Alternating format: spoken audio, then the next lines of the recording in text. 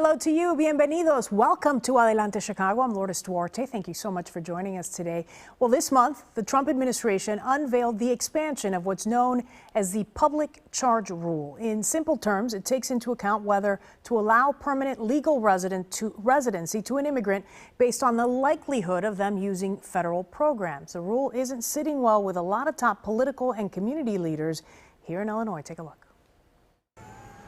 Days after President Trump announces an expansion of the public charge rule, a string of Chicago area organizations come together to fight it, a packed room with community and political leaders standing side by side. The public charge rule, at its core, seeks to divide the immigrant community into good immigrants and bad immigrants. We reject this notion. That's been the biggest concern for critics. The public charge rule would apply only to people who are in the country legally with a temporary visa or green card, but receive benefits or are deemed likely to receive government housing or food assistance if they become permanent legal residents. If someone is not young enough, not wealthy enough, not healthy enough, not educated or skilled enough or fluent enough in English, or not from a country where she would have had such opportunities to work or learn, that person can be denied a visa or green card. The Trump administration making the announcement Monday as a way to keep those they think can be a drain to the American taxpayer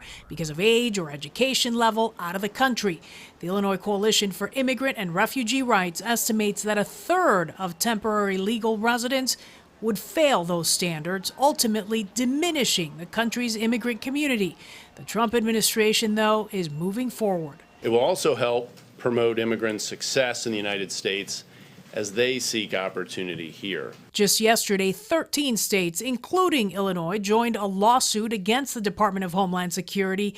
It says the immigrant community will be forced to choose between their dream of becoming an American or providing food for their families. It's not the first, and it will not be the last that my office has stood up to the hateful and discriminatory immigration policies of the federal government.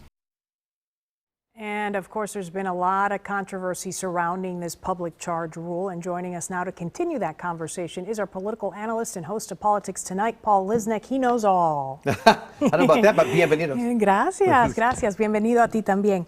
Okay, let's talk a little bit about this public charge rule and why it came up at this moment in time. Why is he making that target right now? Well, look, it's an election thing. I mean, I'm here, I think, because this really is going to be an election issue. The president is absolutely convinced that he won in 2016 based primarily on the immigration positions that he took. And so it is stirring up again, bigger and stronger now than before. You know, Ken Cuccinelli, you had him in your package, made the point when he was asked, what about what the Statue of Liberty says? Bring us you're poor, you're tired, you're weak. And he went, yeah, as long as you can stand on your own 2 feet. So that's what the administration is saying. And here's the thing. When the president looks to his base, Lourdes, his base actually, in many ways, takes the position of saying, yeah, if you're coming to this country, number one, do it legally, and number two, be able to support yourself.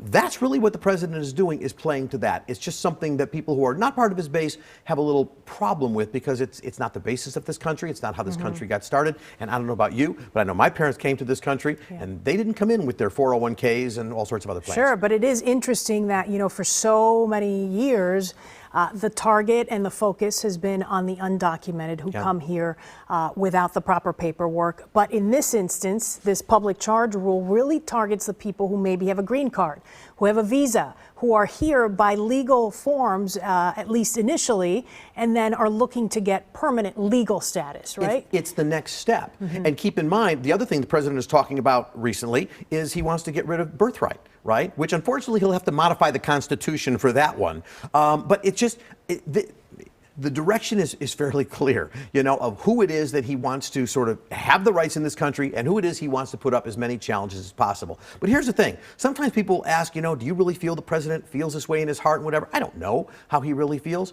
But what I know is it's an election issue for him. He feels this is what will propel him again, as I said before, with his base. And I think that is the best explanation for why he's doing what he's doing. For why, yeah. Let's talk a little bit about challenges to this public charge rule. We saw some of the political heavyweights kind of weighing in on this whole thing. Locally, Kwame Raoul, and then you had Chuy Garcia. Does this lawsuit that they file have any legs? Will it get anywhere? Well, it may, but here's an interesting parallel to that. The other issue going on right now is the fact that the Trump administration is attempting to remove the limit by which a family can be kept in detention, 20 days. They want that limit gone. They want it to be unlimited, keep you as long as possible, which the president has said, that's my way of keeping families together. I'm improving that because, of course, we're going to keep you here forever, so don't worry about it. We're not going to separate you, seems to be the position. And interestingly enough, a federal court in California actually said, yes, you can continue to employ that rule until we have a chance to address these issues. So what we need to see with regard to the lawsuit you're talking about is whether or not courts step in and say, and you may continue to do this until we get to it, or whether they step in and block it. The states are obviously asking them to block it. Remains to be seen. Okay, let's talk a little bit more about the 2020 presidential election and some of the candidates that are coming in on the Democratic side, how they sort of argue this whole debate that Trump has created on immigration and how they fight it, right? You know, you have some of the candidates like Julian Castro, who is making immigration just foremost of his campaign. Now, I want to juxtapose that with Jay Inslee, who made the climate change and the environment his number one issue. And what happened to him? He's gone. Yeah. He dropped out, couldn't get the support. So it is clear that in order to address what the president puts out there as a critical issue, Democrats are going to have to continue to address it, along with health care and other issues they find to be so important. It is worth noting, if I may, that on the Republican side of these, the president, who enjoys 90+% approval among Republicans, is getting some challenge. Former Governor Bill Weld, and he was also the vice presidential candidate under Gary Johnson, the Libertarian Party, last time, 2016. But also it looks like former Congressman Joe Walsh from Illinois. They want to challenge him. They don't have a hope in, and maybe Mark Sanford from South Carolina, they don't have a hope in heck of taking President down. What Joe Walsh has said is, look, there are some real issues here. They have to be addressed in public. Let's at least put these issues out there so people understand the truth of what is going on in the Republican Party. That will be their purpose. No one is going to take down President Trump. He will be the nominee. What are you watching in the coming months? Well, in the we don't have to go that far. We've got the next set of Democratic debates coming up very, very soon. The Democrats have got to winnow down that field. Right now, as things stand, it looks like we might get everybody on one stage, but look, we got to take this. They got more time. We could get another couple of folks in here, and if they do, now you're back to 2 nights.